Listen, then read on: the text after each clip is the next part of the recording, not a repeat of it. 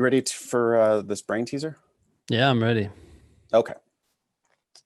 So it says, on a recent episode, I heard Nate claim to enjoy the occasional brain teaser. I It's an do. unusual hyphen there.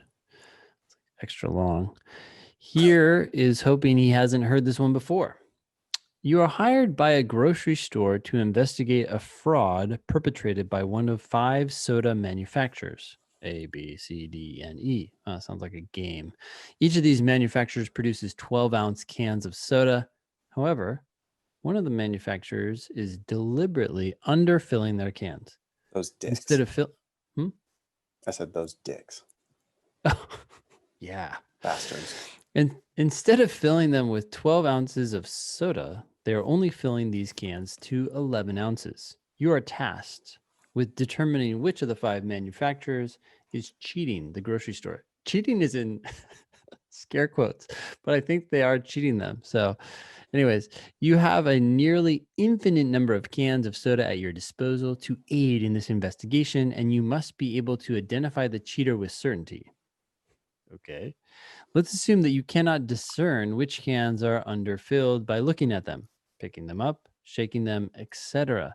The 1 ounce difference is too small to be detected this way.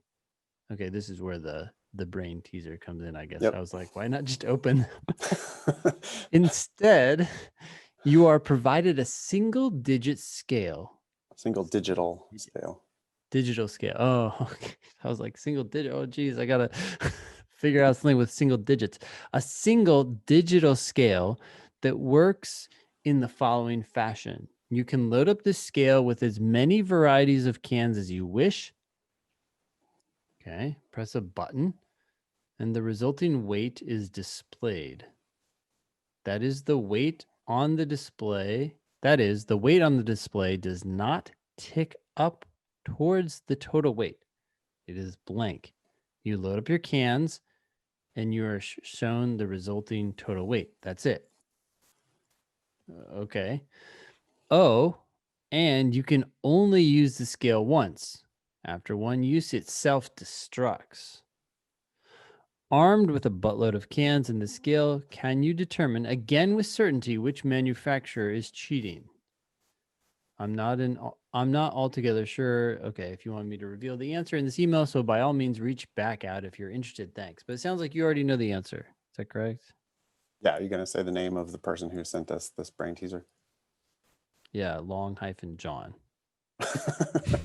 Ben's obsessed with John's keyboard. Apparently has an extra long hyphen key. Yeah. Anyways, thanks, John. Okay, so you can only, essentially the bottom line here is you can only measure these cans once. Obviously, if you put one can on there, you could determine whether it's 12 or 11, but then you'd have 4 remaining cans to determine, right? Because you have cans coming from 5 manufacturers. So Right. that ain't So gonna work. well, it would work 1 out of 5 times. It would work 1 out of 5 times, right? It comes up 11. You're like, damn, I found it out with certainty. Thank you. I'll take my money and leave.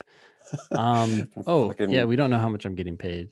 But Columbo or whatever, like just magically solve it by luck, essentially. yeah. You would be right 1 out of 5 times. 4 out of 5 times, you would have eliminated 1 suspect, but you would still have 4 remaining suspects and not know which one was the cheater. So no, that's not the solution. Okay, and obviously putting like all 5 on there wouldn't work either because you wouldn't know which one was the deficient can, right? Yeah, if you put 1 of each can on there, then it would just every time it would add up to 48 plus 11, 59. So you'd be 59, like, yep, yeah. one of them's cheating. So you would know with certainty that one company was cheating. You still just wouldn't know which one it was. Okay, so I haven't worked out the math here, so this is more like a a throw in the dark. But I'm thinking if I put 1, 2, like if I put 1 can of one manufacturer, 1 of A, 2 of B, 3 of C, 4 of D, and 5 of E.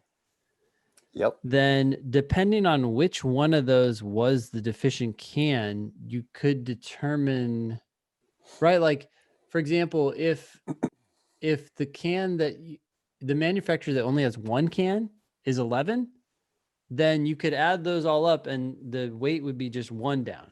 But if it's 2, then it would be 2 down. If it's 3. Yep.